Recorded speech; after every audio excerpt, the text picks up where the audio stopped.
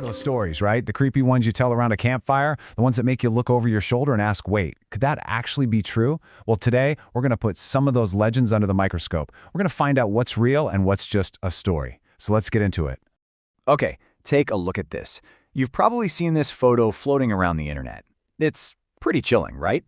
It's usually attached to stories about a ghost called Charlie No Face or the Green Man. So, what's the deal? Is this thing real? We are absolutely going to get to the bottom of this picture. But first, to really understand how a story like this gets started, we've got to look at a few other classic cases. All right, first up, a case file that taps into a really primal fear. The idea that a totally normal farm animal could actually be, well, a vicious predator. We're talking about pigs, yeah? Pigs. The legend goes that they won't just, eat a person, but that they'll actively hunt and kill them. And listen, the stories that get passed around to back this up, they are seriously disturbing. I mean, you've got this case of Terry Garner, a farmer out in Oregon. He went out to feed his hogs one day and just vanished. The only thing they ever found were his dentures in the pig enclosure. And then you have the really, truly sinister stuff. People like Susan Monica and the infamous serial killer Robert Pickton.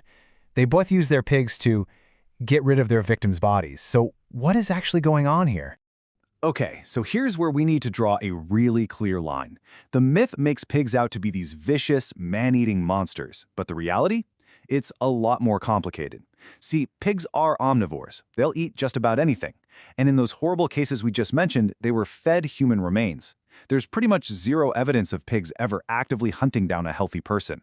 The real predators in these stories, they were the humans. And that makes this whole legend not just wrong, but kind of dangerously misleading. All right, let's move on. Our next case file takes us into the mountains of California. For centuries, literally centuries, hikers have reported seeing these unsettling giant shadow figures just watching them from the mountain peaks. And what's wild is how consistent the stories are. People always describe these dark watchers as these super tall, totally featureless silhouettes, like 10 feet tall. You usually see them out of the corner of your eye, and then poof, the second you turn to look straight at them, they're gone. And this isn't some new internet thing either. This legend goes all the way back to the Spanish settlers in the 1700s. They called them Los Vigilantes Oscuros. So what in the world are people actually seeing up there? So the first piece of the puzzle is something your brain does every single day. It's called pareidolia. You know how you see faces in clouds or maybe a man on the moon? That's it. Our brains are literally hardwired to find familiar patterns, especially human-like figures, even when there's nothing there but random shapes. Now combine that with the second piece of the puzzle, this really cool optical illusion called a Brock inspector. Here's how it works. If you're up high on a mountain and the sun is directly behind you, your own shadow can get projected onto the mist or clouds down below. And when that happens, your shadow looks absolutely enormous and kind of distorted. Sometimes it even has this glowing halo around it. And get this, when you move, the giant shadow moves too. So let's be super clear here.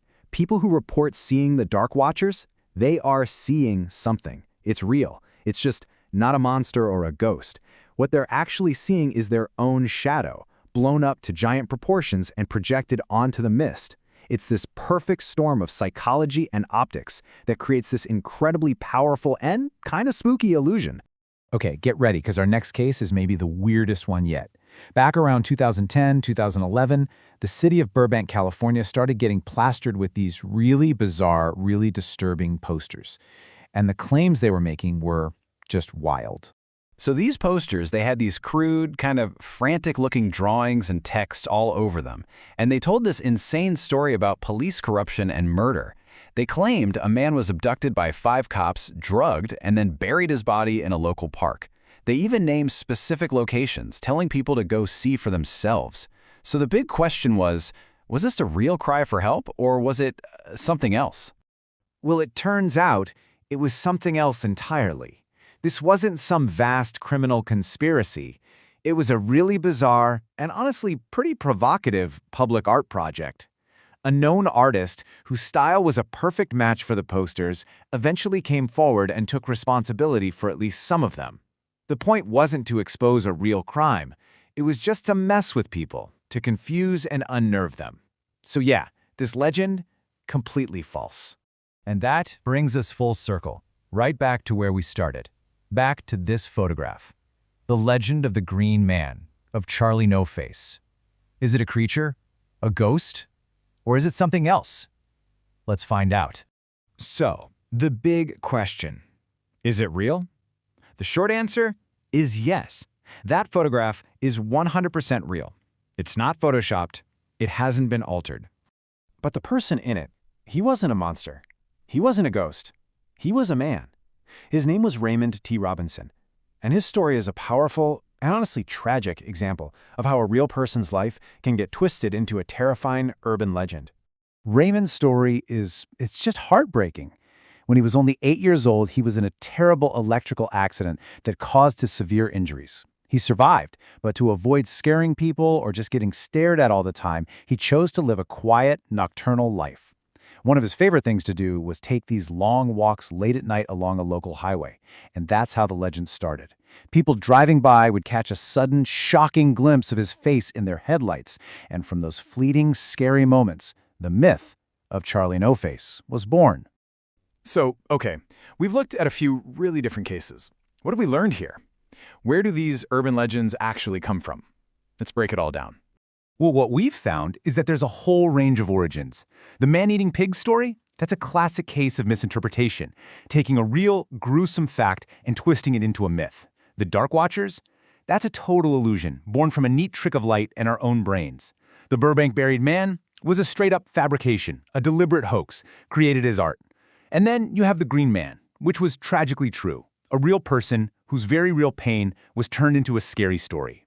You know, every single one of these legends, whether it was totally fake, a little misleading, or sadly true, tells us something.